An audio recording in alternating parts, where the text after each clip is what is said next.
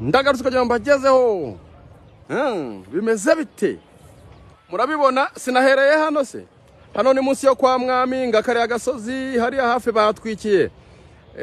Bakubita ikigo cya Monisiko barakimbiya, hanyuma dore bakomeje gutyo rero bagenda barwana. Ubu tuvugana rero dore uko ndimo ngenda niko intara za Sarangwe zigenda. Udure bigeze hariya rero ku kibuga cy'indege. Ubu tuvugana rwose niho intare za Sarambwe zirimo zikubita abajinga.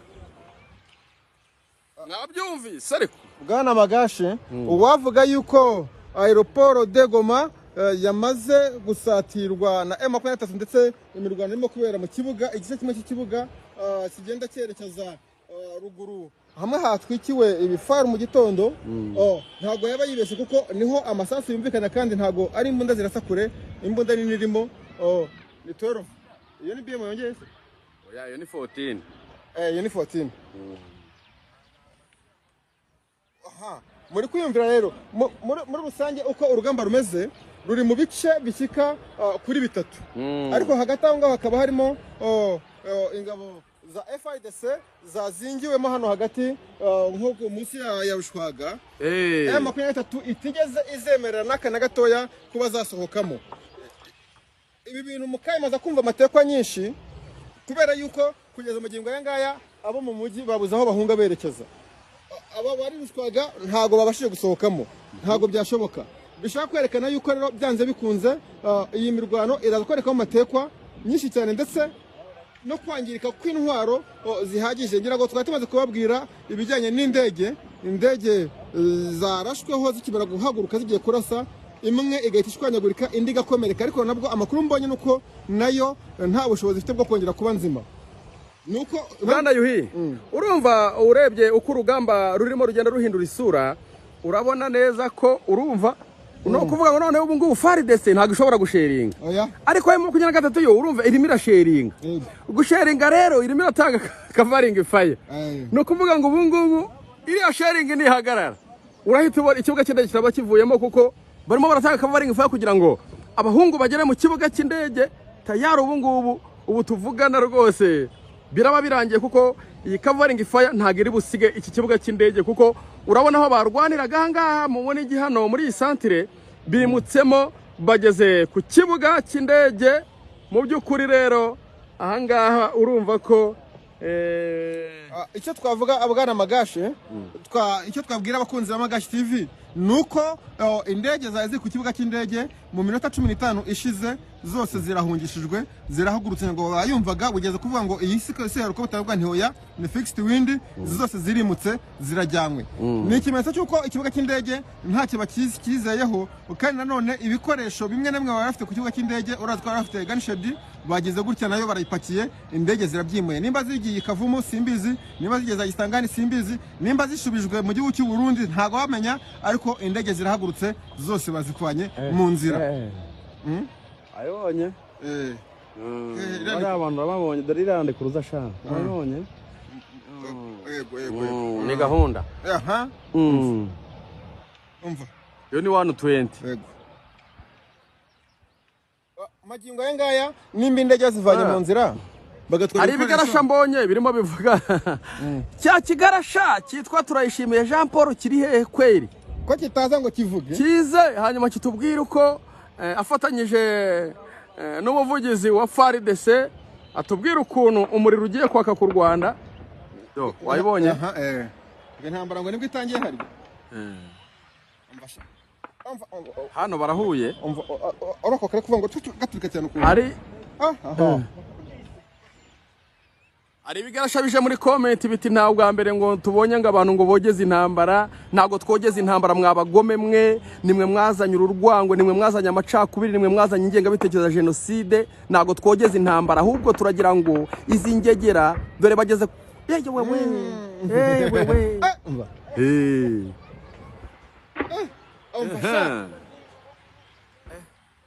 iyo bitangiye kuvuga nshyiramo pause. Ariko se abakunzi ba Magashe TV barimo barabyumva.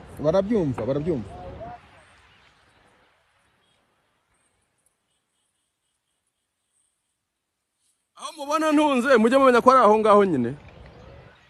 nanjye ndahanga ariko igihu cyabuditse niba ari imyotsi ibibunda bya FARDC urumva ko abandi bazingiye babagezemo rero ahubwo barimo babatamo kompora babumvise babatamo kompora aha iyo mbunda urayumvishije ivuga nka 12 iyo rero niyo yitwa 11 turika kabiri iyitera ubwoba iyo gutunzeho umututu iragahambira 11 se kuki turika kurusha twero kandi nabyaranyibeye ni dabodira ariko ituritse kabiri burya kenshi rimwe namwe bari isasu rya tresha noneho rero ikindi nakubwira bwana Magashi urumva ko iyi mbunda irasa nkaho itunze umututu muri kino cyerekezo cyo hino ahangaha iyi ni imbunda ya M23 irimo kurasa bano bari mu ntuza bano bari mu ku mutwe w'ikibuga cy'indege umutwe w'ikibuga cy'indege yego nukuvuga ngo ni imbunda ya M23 irimo kugenda ibarasaho iyo irimo kurasa mu kibuga cy'indege impamvu bano bahungu bakoresha za 12 nako za 11 cyane n'ama 12 zirahari zo kujyana imbere muri extended zirahari noneho umusore ureshya nka Magashi umusore ufite ibizigira nk'ibya Magashi arakabangatana undi akamutwaza cyane uwadivasinga gafite umwe afashe ceni undi afashe ibunda bagenda bahererekanya amurodingira undi akomeza gupepeta duyi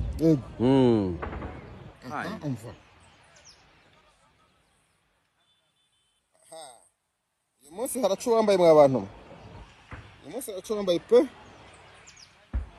umva alala ariko ibi bintu abakunzi b'Amagashi TV kubyumva ndizera ko babyumva ibintu by'amajwi murabyihanganira cyane kuko amajwi ahangaha ntago ndi muri studio amajwi shaka kudasohoka neza ariko ndibaza ko mushyireho ugutwi nyine namwe mwumve amakuru urimo gusoma aho ngaho ameze ateye uhinga amakuru aravuga yuko ingabo za FARDC zimaze gusohoka kimwe cyaka cy'ikibuga cy'indege zimaze kwigira inyuma zigeze aho ikibuga cy'indege giherera bagisohoka nuko ngo M23 tugeze mu marembo y'ikibuga cy'indege abandi bageze inyuma y'ikibuga cy'indege basohoka nuko ngo bararwana kinyuma baragenda haka gasimba gakunda gukaraga amase niko gakunda kugenza umugongo hamva we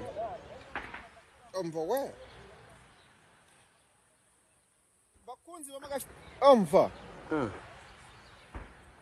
ahangaha ni mu kibuga wabyubushe aha ni mu kibuga noneho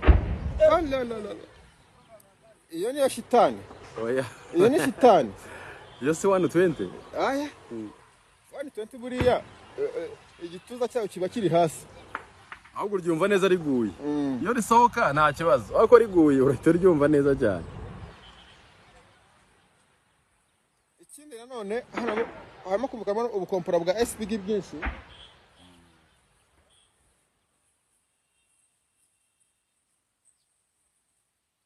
amakompora ya SPG RPG nayo murayumva murumva imbunda zitandukanye mu byukuri intare za Sarambwe piga duyi na kumucaji izo mbunda zira BM Fande Makenga ziriya BM nizigucika kabyara we ziriya BM hiyo ni mali ya umma ni mali ya wananchi ni mali ya AF23 isiwaponyoke huyo adui huyo mumushike muzima asibacharuke akibacharuka mutapata shida huyo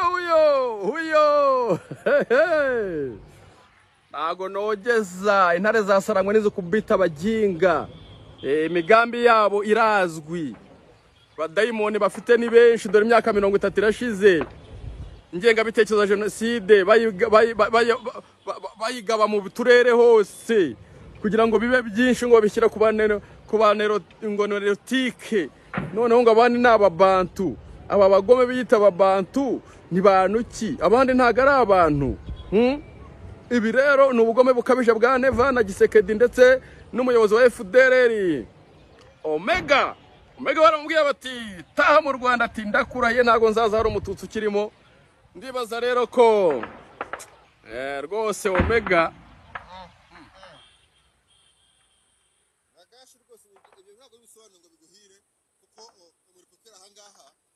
umuripuko urajyamo ngahita mpo ngaho mu mutwe kiwe cy'indege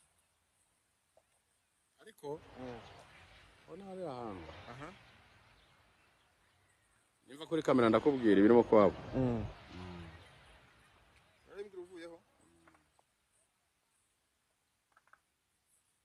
mukomeze mukurikirane gatanu ku kandi Magashi TV ndabagezaho miripuko diregiti ngaho rero ngaho birimo bibera ngaho ikibuga ngiki ukuvuga ngo babande bari ku kibuga barasaga ba FARDC baporinze abo bataye inyuma ubwo ngubwo namwe murabyumva M23 imirasi kitanzitse ariko hari amakuru mbonye abakongwana bavuga ngo M23 ngo imeingia mujini ngirinje mu mujyi kanora gari mu mujyi abantu barimo birukanka hari n'imodoka ihakoreye impanuka hari imodoka igonze abantu zasiganwaga n'amamoto Yesuzi nibindi hari abaye M23 bageze mu mujyi twe turara ku kibuga cy'indege ariko hari abageze mu mujyi barimo babanigagura babana budushoka barimo barabanigagura we amakuru ndayafite bageze mu mbira kubwiraga abana budushoka barimo barabanigagura bageze mu mujyi mbonye abaturage mo birukanka hari n'imodoka ya gisirikare igonze bamwe mu baturage nayo irimo yirukanka ni imodoka ya FARDC rero byerekana yuko